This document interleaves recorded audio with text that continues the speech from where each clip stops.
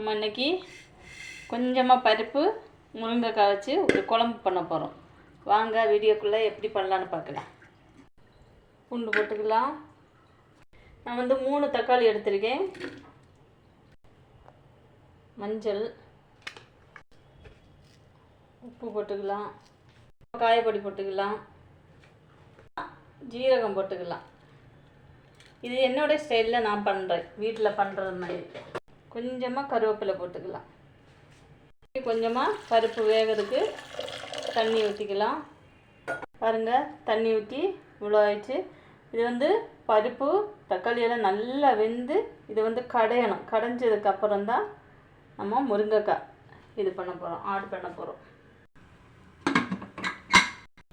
இப்போது சாம்பாரில் நான் கொஞ்சமாக தான் சாம்பார் பண்ணுறேன். அதுக்காக தான் சாம்பாரில் ஊற்றுறதுக்கு புளி கொஞ்சமாக எடுத்துக்கலாம்.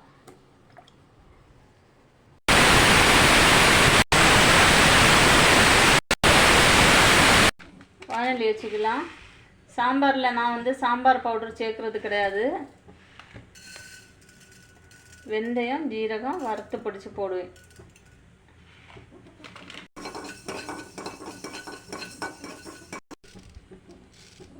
கொஞ்சமாக ஜீரகம் போட்டுக்கலாம். இது ரெண்டையும் நல்லா ஃப்ரை ஆகட்டும். இப்போது இதை பொடி பண்ணி எடுத்துக்கலாம். அதில் கொஞ்சமாக 1 ஸ்பூன் ஆயில் ஊற்றிக்கலாம். கருவேப்பிலை போட்டுக்கலாம். சின்ன வெங்காயம் கம்பல்சரி இந்த சாம்பாருக்கு வேணும், போட்டுக்கணும். அப்போ தான் டேஸ்ட்டு நல்லா இருக்கும். சின்ன வெங்காயம் இந்த மாதிரி கொஞ்சமாக வசங்கின உடனே ஒரு பெரிய வெங்காயம் கட் பண்ணி வச்சுருக்கேன், பெருசாக. அதை போட்டுக்கலாம். ஜஸ்ட்டு ஒரு 2 டைமு கிளறி விட்டுட்டு இந்த முருங்கைக்காய் போட்டு விடுங்க. போட்டு நல்லா இலக்கி விடுங்க. பருப்பில் மஞ்சள் போட்டிருக்கேன். இதில் அதனால் கொஞ்சமாக லைட்டாக உப்பு போட்டு விடுங்க. கொஞ்சமாக பருப்பில் நம்ம காயப்பொடி போட்டிருக்கோம். ஆனால் ஃப்ளேவருக்காக இதில் கொஞ்சமாக காயப்பொடி போட்டு இப்போ நல்லா கிளறி விட்டுடுங்க. ஸ்டவ் சிம்மில் வச்சுக்கிடுங்க. வச்சுட்டு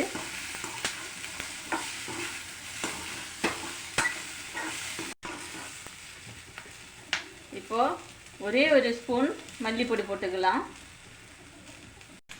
உங்கள் காரத்துக்கு ஏற்றவாறு மிளகுத்தூள் போட்டுக்கிடுங்க. இது மிளகு வீட்டில் பொடிச்சனாலே ரொம்ப காரம், அதனால் கொஞ்சமாக போட்டுக்கிருக்கேன். காஷ்மீர் சில்லி இருந்தால் ஒரு 1/2 ஸ்பூன் காஷ்மீர் சில்லி போட்டுக்கிடுங்க. நான் காஷ்மீர் சில்லி போடலை.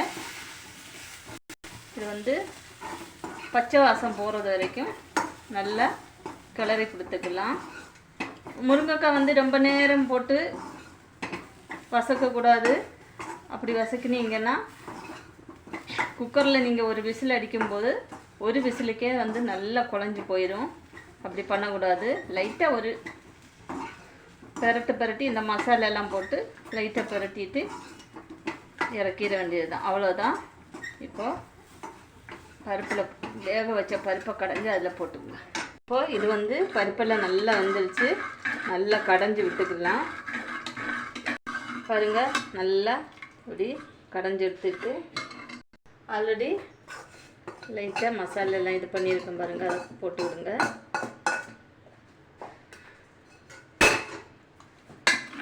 தேவைக்கு கொஞ்சோட தண்ணி ஊற்றிட்டு ஒரே ஒரு விசிலு தான், ஜாஸ்தி அடைச்சி விசில் உடனே அடிச்சுட்டு ஒரே ஒரு விசில் அடிச்சுட்டு இறக்கிடணும். இல்லைன்னா முருங்கைக்காய் குழஞ்சிரும்.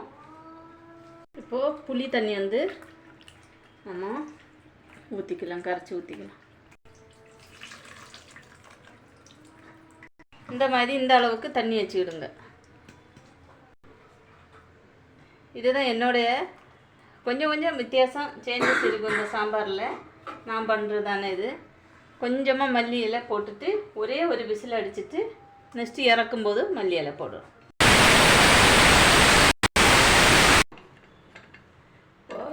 குக்கர் ஓப்பன் பண்ணால் ஸ்டீம் போயிடுச்சு.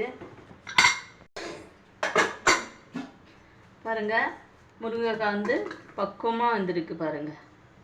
இந்த மாதிரி உடையக்கூடாது, உடையாமல் இருக்கணும். இப்போ நம்ம இதுக்கு தாளிக்கலாம்.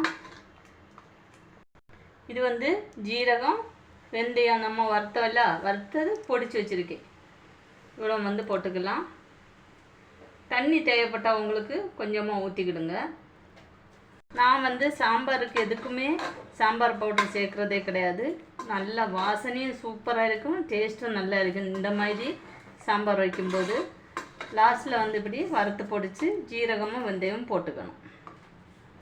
உப்பு வந்து கம்மியாக இருக்குது, நான் வந்து உப்பு கொஞ்சம் போட்டுக்குவேன். இதில் கொஞ்சமாக எண்ணெய் ஊற்றிக்கலாம்.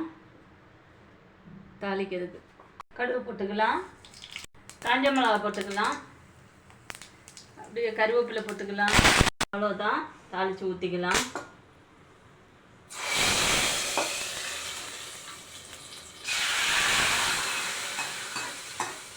அவ்வளோதான் நண்பர்களே, முருங்கைக்காய் சாம்பார் என்னோடைய ஸ்டைலில், எங்கள் வீட்டில் பண்ணுற ஸ்டைலில் பண்ணியிருக்கேன். டேஸ்ட்டும் வாசனையும் சூப்பராக இருக்கும். ஒரு வாட்டி பண்ணி பாருங்கள். பண்ணி பார்த்து பிடிச்சிருந்தா லைக் பண்ணுங்கள், ஷேர் பண்ணுங்கள், கமெண்ட் பண்ணுங்கள், மறக்காமல் சப்ஸ்கிரைப் பண்ணுங்கள் நண்பர்களே. பை.